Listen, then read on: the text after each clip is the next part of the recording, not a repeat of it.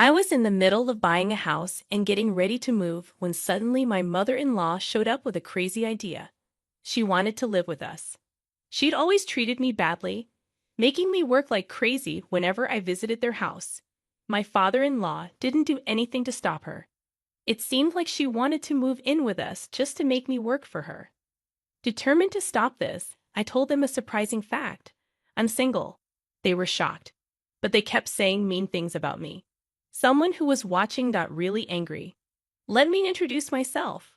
I'm Jessica, 33 years old, and I work in a big company. My husband works there too, and we've been married for 2 years. We met at a company party, and he pursued me until I said yes. We had a good relationship, but there was one problem: his parents. Before we got married, his parents seemed nice, but things changed after the wedding. They wanted to live with us, and I was not okay with that. But it turned out they were the opposite of nice. One day, my husband and I were relaxing at home when the doorbell rang unexpectedly. My husband went to answer it, and to my surprise, it was my in-laws. They barged in without a word, taking over the living room as if they owned the place. They had a habit of making snide remarks towards me, acting entitled and disrespectful. My husband rarely stood up for me because he felt obligated to honor his parents as their only child. Despite my complaints about their behavior, he seldom intervened.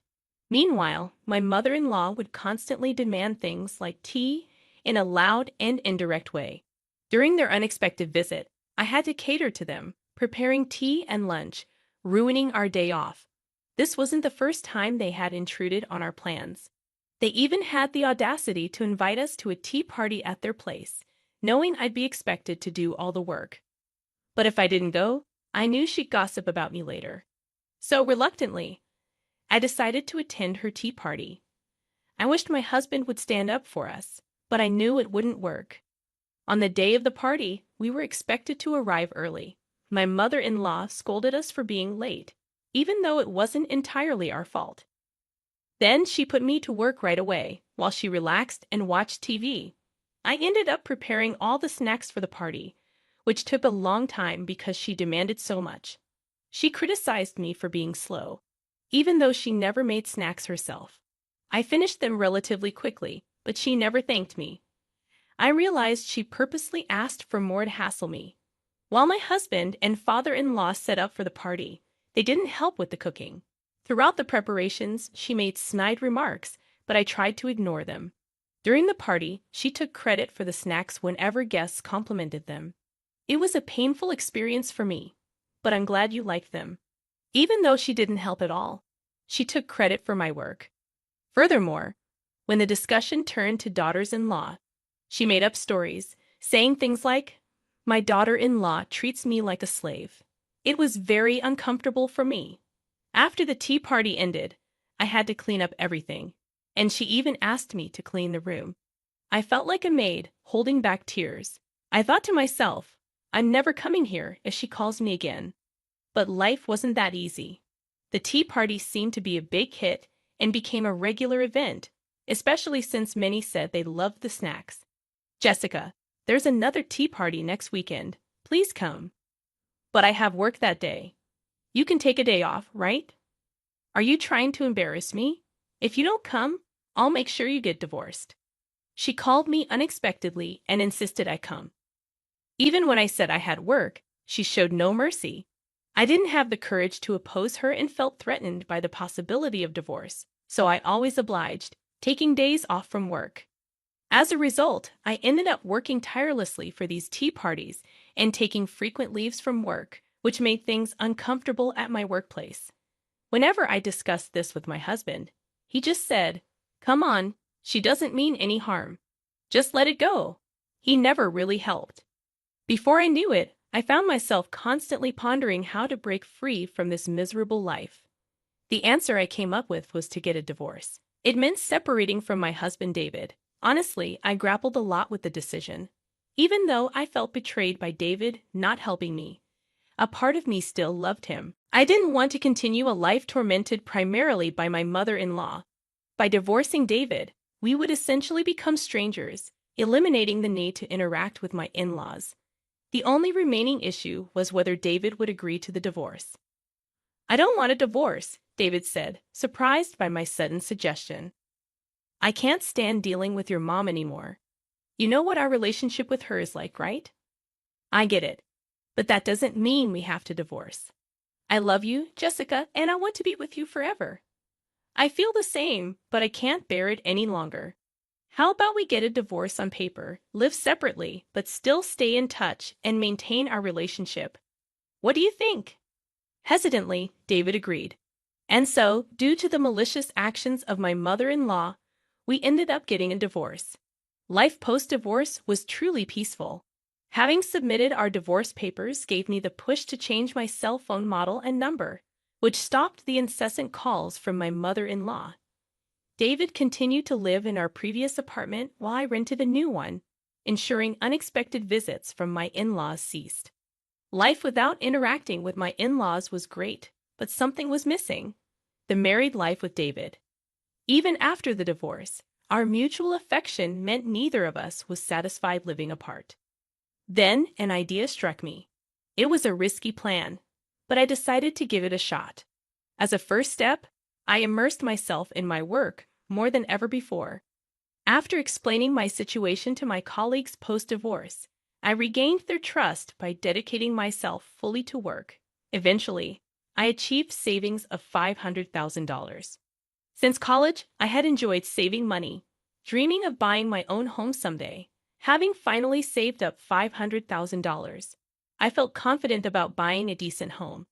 I quickly reached out to David to discuss buying our dream house. "A house? It's gonna cost a lot. How are you going to handle that?" David asked. "Don't worry about it. I've saved up. How about we visit some show houses on our next day off?" I suggested. And so, we planned a day to visit show homes. David, amazed by my savings, expressed his gratitude, making me feel my efforts had paid off. "By the way, let's not tell your parents about the house just yet. We'll inform them when the time is right," David suggested. "Got it. Knowing them, they might make things complicated," I agreed. Reaffirming our wish to get back together, we steadily made preparations for our dream home. After some time, we visited various model houses, discussing preferences like where to have an outlet, kitchen layout, and a view of the living room. Considering future children, we kept their needs in mind. Finally, the blueprint was completed and construction began. Discussing the budget with the contractor, we made sure it stayed within $500,000. David mused as we admired the location of our new house. "I'm excited. Speaking of which, have you made up your mind about our plan?" For us to live happily in our new home, it was crucial to ensure there'd be no interference from David's parents. David needed to either convince them to keep their distance or cut ties altogether. "I'm sorry, I just can't make up my mind yet," David admitted. "You know, I'm an only child. Of course, I understand all the terrible things Mom did, but I owe her for raising me, and I'm worried about what'll happen to her if I'm not around." I couldn't forgive my in-laws, but I did understand how David felt. "Well, it's up to you, David," I replied. "I bought the house under my name, and since we're divorced, you don't have to force yourself to come here." I let him know. Now it was up to David to decide. We parted ways that day. I had some time before the new house was ready, so I got back to work and slowly prepared for the move. Regardless of David's choice, I was ready to give his parents a hard time. Either way, my plans seemed to be working out. After getting home from work one day, I continued my moving preparations. Then my phone buzzed, indicating a new message. It was from David. Good job. Seeing the message from David, I smirked. Things were looking like they'd head towards the best possible future. After a while, my dream house was completed. It turned out great, just the way I wanted it. Seeing the finished home made me realize the magnitude of this purchase. But just because the house was ready doesn't mean I was content. The real challenge was about to begin. Since I had been preparing to move even before the house was ready, the movers smoothly transported all my stuff to the new place. After the move, I went to the apartment where I used to live and where David now lived alone. I sat at the dining table in the living room and soon heard a flurry of noises from the entrance. The moment had come. David brought his parents. It's been a while. Haven't you invited us over?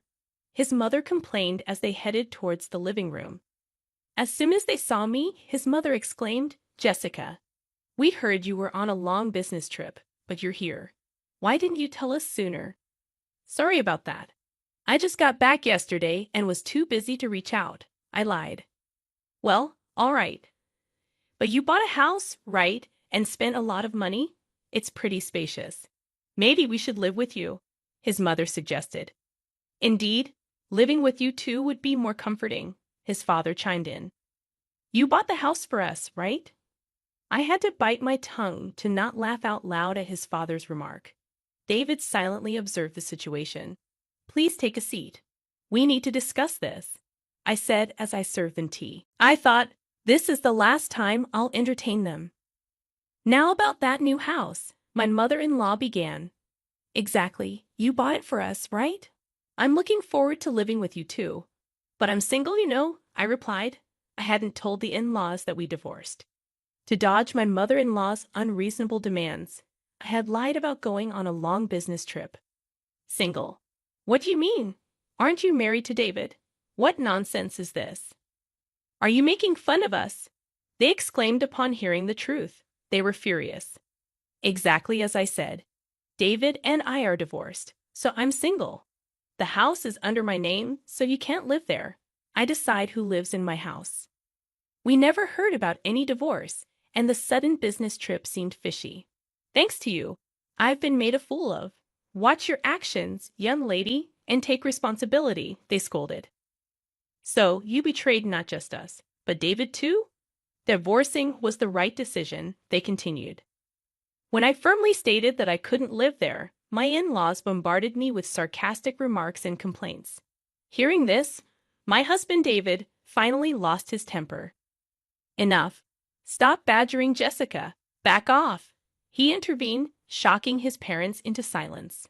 Apparently, they weren't expecting such an outburst from their own son. "The reason we were heading for a divorce in the first place was because of you two," David added firmly. "That's a cruel thing to say," David responded. "I was only thinking of Jessica. After constantly belittling her and forcing her to attend those ridiculous tea parties where she was treated like a servant, making her miserable. How is that thinking of Jessica? She's not your convenient maid. She's my cherished wife. And because of you two, our life together is a mess.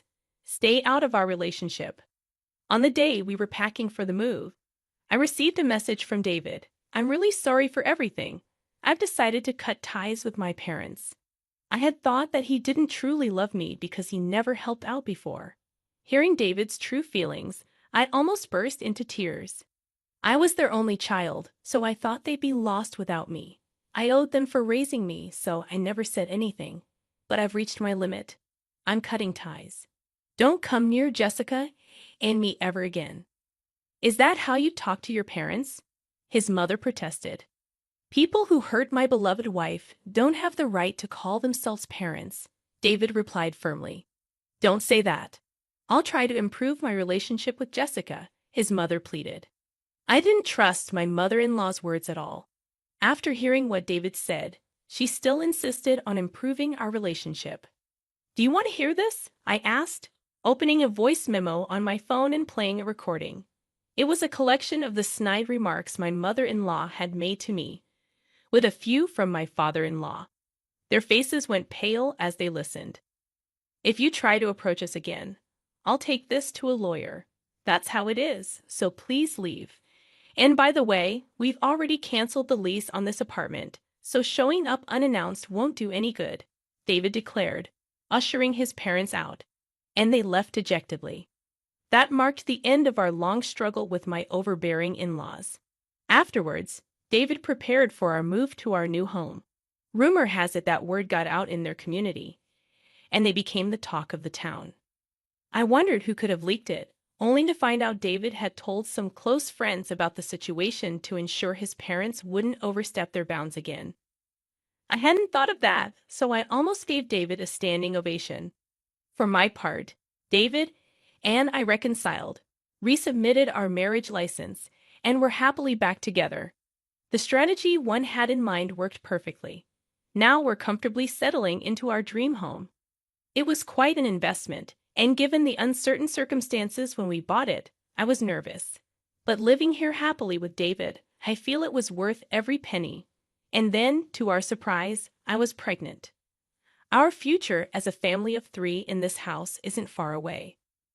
Though challenges lie ahead, we want to be good parents to our child, learning from the mistakes of David's parents.